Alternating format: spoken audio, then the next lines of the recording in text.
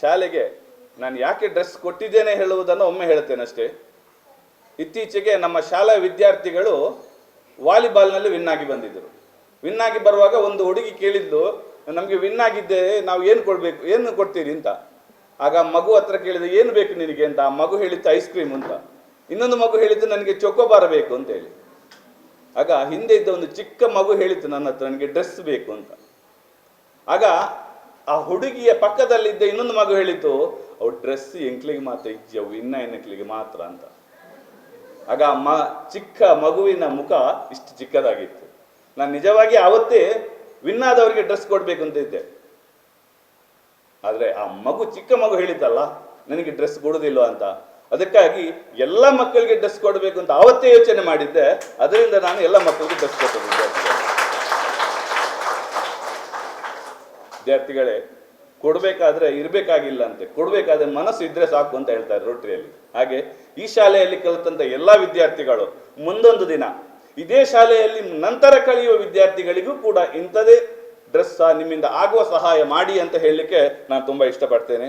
ಹಾಗೆ ಹಳೆ ವಿದ್ಯಾರ್ಥಿಗಳ ಸಂಘದ ಮೀಟಿಂಗನ್ನು ನಾವು ಮುಂದಿನ ತಿಂಗಳು 7ನೇ ತಾರೀಕಿಗೆ ಇಟ್ಟಿರ್ತೇವೆ.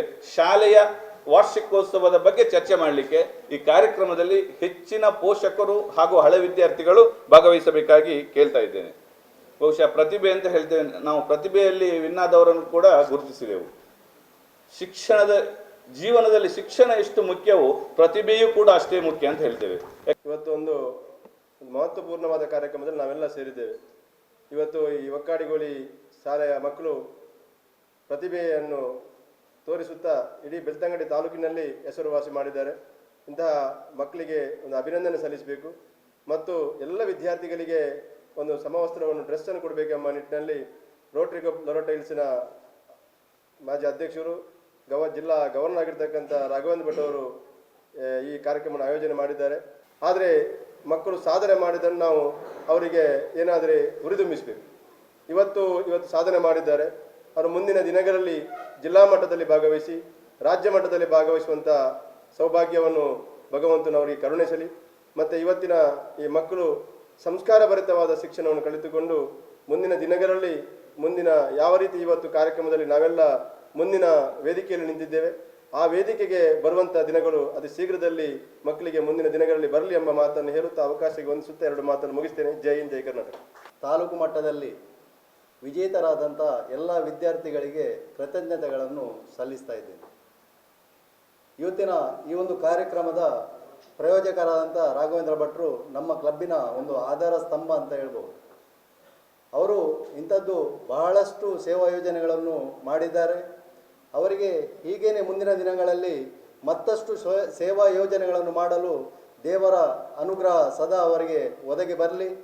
ಮಕ್ಕಳೇ, ಇವತ್ತಿನ ಸೇವಾ ಯೋಜನೆಗೆ ನೀವೇನು ಇಲ್ಲಿ ಭಾಗಿದಾರರಾಗಿದ್ದೀರಿ.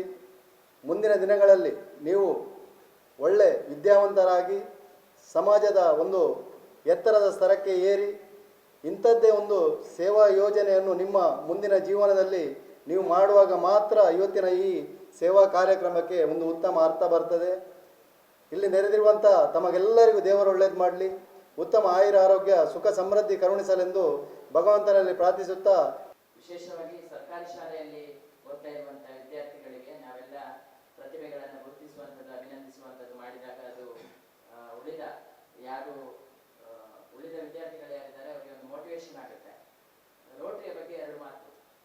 ನಾವ್ಯಾರು ರೋಟರಿ ನೀವೆಲ್ಲ ಅಂದುಕೊಂಡ ಹಾಗೆ ಎಲ್ಲಿಂದಲೂ ಅಂತಾರಾಷ್ಟ್ರೀಯ ಮಟ್ಟದಿಂದ ಬರುವಂಥದ್ದಲ್ಲ. ಅಂತಾರಾಷ್ಟ್ರೀಯ ಸಂಸ್ಥೆಯ ಸದಸ್ಯರಾಗಿ ನಾವೆಲ್ಲ ರಿಜಿಸ್ಟರ್ ಆದವರು ಇಲ್ಲಿಯ ಸ್ಥಳೀಯರೇ.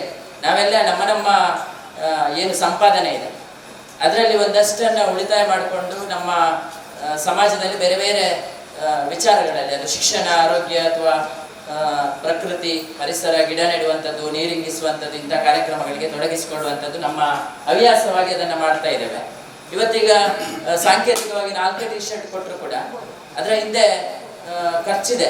ನಮ್ಮ ರಾಘವೇಂದ್ರ ಭಟ್ರು ಸಾಕಷ್ಟು, ಈಗ ವಿಜಯನ್ ಹೇಳಿದಾಗೆ, ಬೇರೆ ಬೇರೆ ರೋಟರಿಯ ಸಹಾಯಕ ಗವರ್ನರ್ ಆಗಿ, ಅಧ್ಯಕ್ಷರಾಗಿ ಬೇಕಾದಷ್ಟು ಸಂಸ್ಥೆಗಳಲ್ಲಿ ಸಮಾಜ ಸೇವಾ ಚಟುವಟಿಕೆಯಲ್ಲಿ ತೊಡಗಿಸಿಕೊಂಡವರು. ಇವತ್ತಿನ ಬಜೆಟ್ ಕೂಡ ಒಂದು 1.5 ಲಕ್ಷ ಇರ್ಬೋದು, ಹತ್ರ ಒಂದು 50,000ದ ಬಜೆಟ್ ಅದನ್ನು ನಮ್ಮ ಒಕ್ಕಡಿಗೋಳಿಯ ಶಾಲೆಯ ಮಕ್ಕಳಿಗೆ ಕೊಡಬೇಕು. ಯಾಕೆಂತ ಕೇಳಿದ್ರೆ ಎಲ್ರಿಗೂ ಒಂದೇ ಥರದಾದಂಥ ಒಂದು ಸಮವಸ್ತ್ರವನ್ನು ಕೊಟ್ಟಾಗ ನಮ್ಮಲ್ಲಿ ಅವ್ರು ಹೇಳಿದ್ರು, ಒಂದು ಚಿಕ್ಕ ಮಗು ಹೇಳ್ತು ನನಗೆ ಡ್ರೆಸ್ ಕೊಡಿ ಅಂತ ಹೇಳಿ. ನಮ್ಮಲ್ಲಿ ಎಲ್ಲ ಸರ್ಕಾರಿ ಕಾರ್ಯಕ್ರಮಗಳು ಕೂಡ ಹಾಗೆ ಕಟ್ಟ ಕಡೆಯವರಿಗೆ ಏನು ನೀಡಿದೆ ಅದನ್ನು ಎಲ್ರಿಗೆ ಅನ್ವಯಿಸುವಂಥದ್ದು.